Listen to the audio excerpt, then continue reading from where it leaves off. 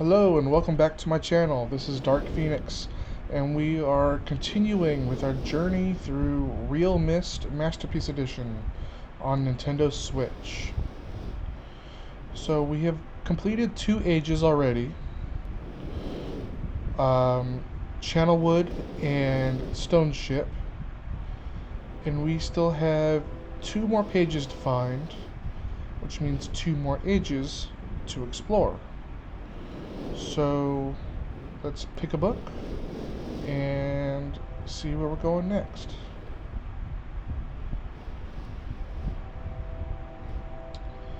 It has been a while since I have heard only silence, and I enjoy it greatly, I think. For some reason, I do not feel altogether welcome in this new world in which I have arrived. But how could I be unwelcome in an age with no inhabitants? It is, of course, only in my head. This world is very beautiful, but I think I have yet to ever write in a journal that an age I have linked to is horrid or disgusting. From the grassy hill where I am standing, I can see green fields below, along with a few scattered forests. A rather large lake looms some distance from where I am standing, yet the water's blue can be seen plainly from here. The air is fresh, and the sky is sparkled with white clouds. It is absolutely breathtaking, and yet, that strange feeling again. Perhaps it is the hot breeze that continues to blow from the north. Hotter than I would have imagined. It almost singes my skin, and I feel quite uncomfortable when it comes. I will try to ignore it. Night has almost arrived, and the sunset is spectacular. Oranges and reds have settled above the western horizon. Though night has come, the horizon still glows red long past the sunset. Dark reds flow from the horizon and blend into the black sky. Again, the feeling, and I am beginning to believe it is not all in my mind. I must sleep now. I will need my strength to explore more tomorrow. I had to return home due to an unpredictable natural occurrence, more frightening than I have ever experienced. I was awakened by terrible shakings in the ground and explosions on all sides of me. Gigantic balls of fire were falling from the sky, and I immediately left in fear of my life. I must remember to bring a mist linking book with me when I return, in case the one I left there has been destroyed or damaged. I have returned to a different world than the one I left only 3 months ago. It has been transformed into a barren, desert land, with only gigantic craters scattered across the land to provide variety. Strangely enough, the small grassy hill where I spent my first night remains exactly the way I found it. Apparently, the falling meteors did not hit this area, leaving an oasis in the midst of this horrible desolation. The hot wind, I remember, has turned into a rather pleasant breeze, which is at least one improvement. I fear it is the only improvement. The magnificent lake I saw on my first visit is now completely dried up. However, another lake now exists and appears to be quite a bit larger. I assume one of the falling meteors created this lake due to its circular shape and the jutting rock that grows out of the center of the lake. The rest of this world seems like desert, although I will verify that statement with closer inspection. Though this world has little visual excitement to offer, it offers much to the ears. Sounds constantly flow through my ears, and I have found where a few of them originate. It seems, as Catherine says, I do find beauty in everything. Last night I was awakened by a horrible hissing.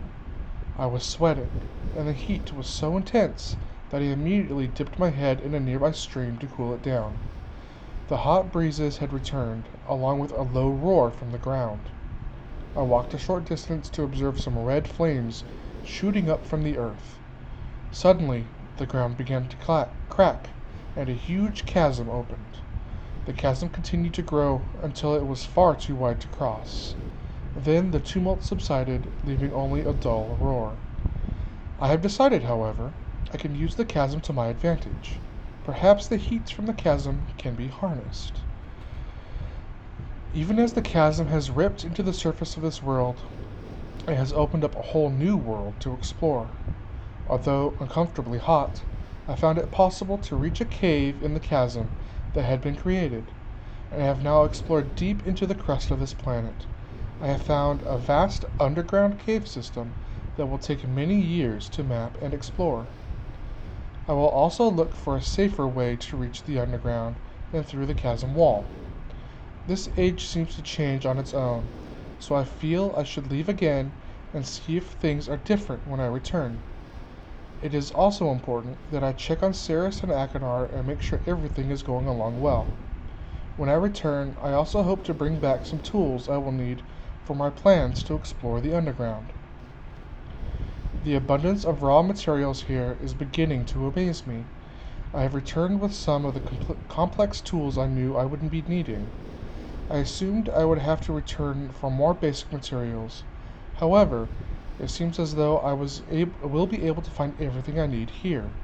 Of course, iron is abundant, but I have also found titanium occurring naturally. I am all the more excited to begin work. Everything is set and I look forward to tomorrow. My raw materials are all here. I think I will be able to have most of my additions to this age completed within 1 year. I so love working with my hands, whether writing or building. I began today on the bridge, and although the magnetic idea will work well, and I have decided to 3 meters is not enough support for the beams, although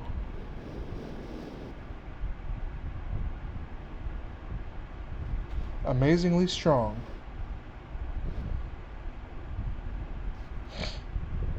Has to be one of my most prized inventions. I am extremely could never have imagined it to come together quite as I doubt could possibly work with 14 instead of 8. Completely fatigued.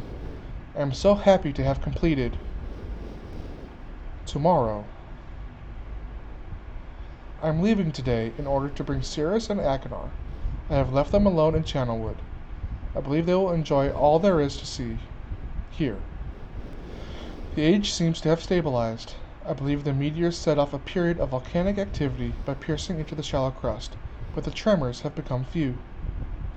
I have just noticed that a large amount of this journal has curiously vanished from the very pages on which I wrote over the last 18 months. Fortunately, I have copied many of my construction notes in another journal. I do not understand the many mysteries of this world, but I trust I will discover logical answers to my questions. I have a feeling that many of my questions can be answered in another age, to which I hope to travel soon. But for now, I must simply accept this world's mysteries and take pride in my accomplishments. Okay, we have a map of the Senolytic Age. Here's the oasis and the chasm and the lake. I believe this is the dry lake, possibly.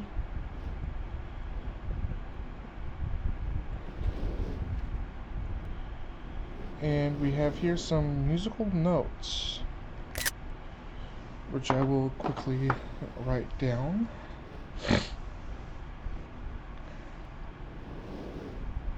Actually, I took a picture of it, so it should be that should be enough. Now, I'm actually going to go ahead and read the other journal here as well.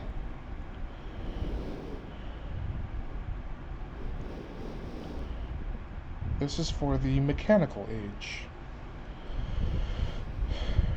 Before arriving in this age, I was determined that it would be a journey to a world very different from my previous adventures, and it was.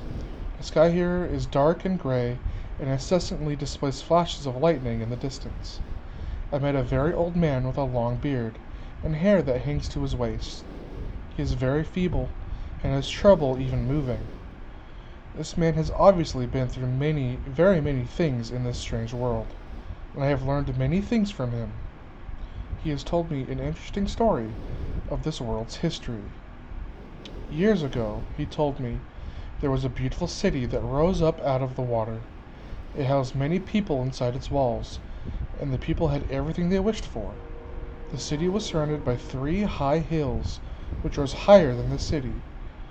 On the east hill of the city rested a large lookout post.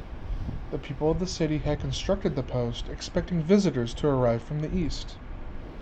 The people had no means of traveling on the water, which forced them to merely wait for friend or foe.